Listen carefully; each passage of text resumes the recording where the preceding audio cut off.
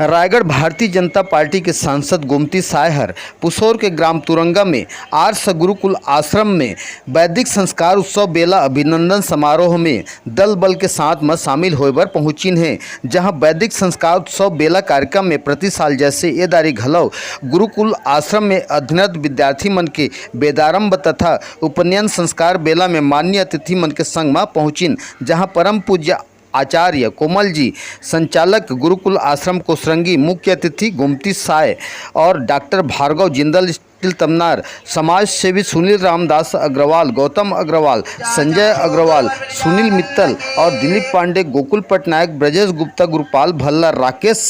रायपुर, जिला पंचायत सदस्य गोपिका गुप्ता, रत्थु गुप्ता व भारतीय जनता पार्टी रायगढ़ के विशिष्ट कार्यकर्ता पुसौर भाजपा मंडल व कार्यकर्ता की उपस्थिति में वैदिक मंत्र उच्चारण के साथ में संस्कार उत्सव और विद्यार्थी मन कराई गिस, जहां विधि पूर्वक में वेदारंभ व उपनयन संस्कार के अविरल संस्कार के धारा गंगोत्री में विद्यार्थी मन की उपस्थिति रही, जहां पुसौर के ग्राम तुरंगा में आर्ष गुरुकुल आश्रम के संचालक के द्वारा में वैदिक संस्कार उत्सव व अभिनंदन कार्यक्रम ला आयोजन कराए गिसे, जहां पर